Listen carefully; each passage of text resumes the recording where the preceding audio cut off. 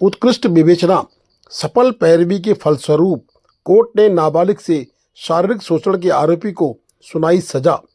बता दें कि पिथौरागढ़ के क्षेत्राधिकारी जो कि धारचूला देखते हैं, श्री के.एस. रावत के पर्यवेक्षण में एक और महत्वपूर्ण सफलता प्राप्त हुई है।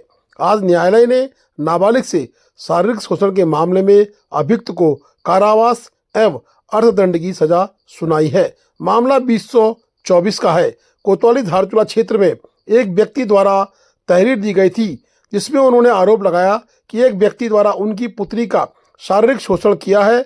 इस तहरीर के आधार पर कोतवाली धारचूला में अभियुक्त राजू पुत्र मुन्नी लाल निवासी ग्राम सदीला हरदोई उत्तर प्रदेश के खिलाफ मामला दर्ज किया गया।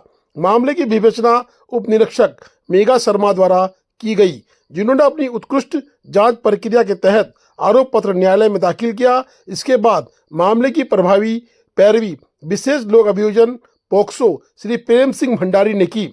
सुनवाई के बाद आज न्यायालय ने विशेष सत्र न्यायाधीश श्री शंकर राज की अदालत ने अभियुक्त राजू उपरोक्त को दोषी करार देते हुए उसे 10 वर्ष का कारावास एवं 20,000 रुपये का अर्थदंड।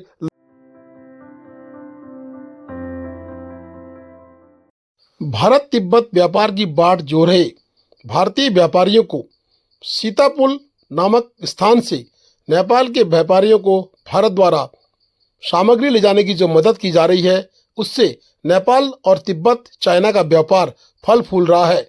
वहीं भारतीय व्यापारी जोखिम भरकर कार्य करने को तैयार है, परंतु केवल कैलाश मानसरोवर यात्रियों को भारत सरकार के द्वारा अभी तक पास देने के उपरांत कोई भी अग्रिम कार्रवाई भारतीय व्यापारियों के लिए नहीं की गई है, जबकि भारतीय क्षेत्रों से काफ़ी तादाद में तिब्बत चाइना को नेपाल की सामग्री भारत के रास्तों ढो जा रही है। जहां भारत के रास्तों से नेपाल को मित्रता का पूरा लाभ दिया जा रहा है, वहीं भारतीय व्यापारी जो इस क्षेत्र के नागरिक हैं, इस देश के नागरिक हैं, उनके दोनों हाथ खाली हैं। बता दें कि बैंक के लोन के आधार पर लोगों ने कई रुपया लोन पर लिया था, लेकिन कोविड के बाद से आज तक व्यापार बंद होने से व्यापारी धरती पर सड़क पकड़ चुके हैं। लेकिन आज हमारी सड़कों पर नेपाल की सामग्री भारी मात्रा में लगभग दिखाई दे रही है। एसएसबी की चौकी सीतापुल से उक्त सामग्री लगातार नेपाल जाती है, जहां से चाइना और तिब्बत के लिए व्यापार होता है। नेपाली व्यापारी भारतीय रास्तों का उपयोग करके फल फूल रहे हैं, वहीं भारतीय व्यापारी अपने रास्तों से भी अपना व्यापार करने के लिए महरूम हैं। भारतीय व्यापारी लगातार सांसद, मंत्री, मुख्यमंत्री, केंद्रीय मंत्रियों से मिल रहे हैं, परंतु तब भी उनकी सुनवाई नहीं हो रही है। वहीं नेपाल की सुनवाई लगातार की जा रही है, जबकि नेपाल वक्त बेवक्त अपनी आंखें तरेर कर कालापानी, लिम्पियाधुरा, लिपुलेख की बात करता है। लेकिन भारतीय व्यापारी निराश है, आशावान भी है, निराश भी है, क्योंकि उनके व्यापार को भारी नुकसान लगातार हो रहा है।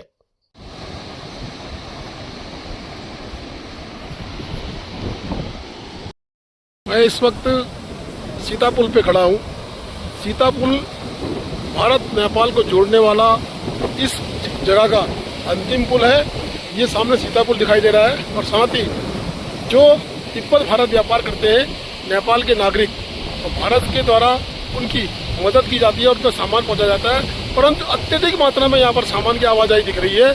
कहीं ना कहीं ये व्यापार के लिए सामान जा रहा है। भारतीय व्यापारियों को तो आज कैलाश मानसरोवर यात्रा के अलावा और व्यापार करने की अनुमति अभी तक नहीं मिली है, लेकिन नेपाल के नागरिकों को, नेपाल के व्यापारियों को भारत के द्वारा इतनी मदद की गई है कि वो सीतापुल के रास्ते अपना सामान ले जाकर तिब्बत भारत व्यापार को कर रहे हैं। उसके उपरांत भी कहीं न कहीं नेपाल कभी कभी आंखें तरेरता रहता है, और नेपाल कहीं न कहीं काला पानी की रट भी लगाए रहता है।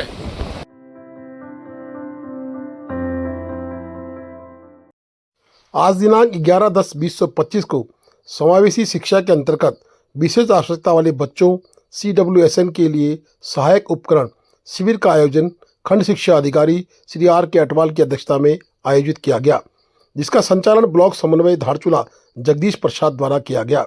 न्याय पंचायत समन्वयक श्री कैलाश खुनियाल, न्याय पंचायत के समन्वयक किशन नबियाल द्वारा विशेष रूप से इस शिविर को सहयोग प्रदान किया गया। शिविर में कुल 44 विशेष आवश्यकता वाले बच्चों द्वारा प्रतिभाग कर और स्वास्थ्य विभाग की टीम के द्वारा उनका परीक्षण कर, जिसमें एल्मिको कानपुर की टीम द्वारा 7 बच्चों को उपकरण वितरित किए गए।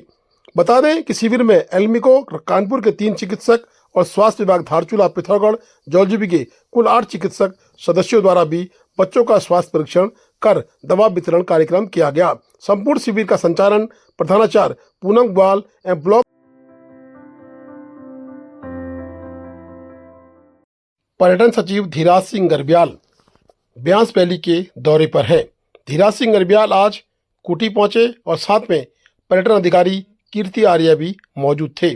बता दें कि ग्राम प्रधान कुटी नगेंद्र सिंह कुटियाल ने पर्यटन सचिव धीराज गर्ब्याल को शॉल उड़ाकर और पुष्प गुच्छ भेंट कर स्वागत किया।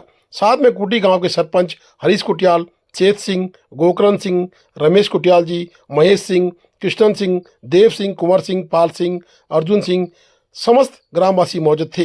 पर्यटन सचिव धीराज गर्ब्याल ने कुटी गांव में कहा कि आदि कैलाश को एक और सुंदर भव्य रूप देने का उन्होंने आश्वासन दिया है और कुटी में होम स्टे इत्यादि की बात भी उन्होंने की है। साथ ही उन्होंने जौलीगंग मंदिर में आदि कैलाश के भी दर्शन किए और साथ में 2 नवंबर को होने वाली मैराथन के बारे में कुटी के ग्रामीणों की जिम्मेदारी भी तय की है। सिंचाई उपाध्यक्ष राज्य मंत्री दर्जाधारी ऋषि कंडवाल के द्वारा सिंचाई विभाग के अधिकारियों के साथ विस्तृत चर्चा सीमांत क्षेत्र की गई। पिथौरागढ़ जिले के भ्रमण पर उन्होंने समस्त सिंचाई के अधिकारियों से मुलाकात की। एक्शन सिंचाई धारचूला ने उनका स्वागत अभिनंदन किया। साथ ही उन्होंने कार्यकर्ताओं से मिलकर क्षेत्र की मूलभूत आवश्यकताओं को जाना।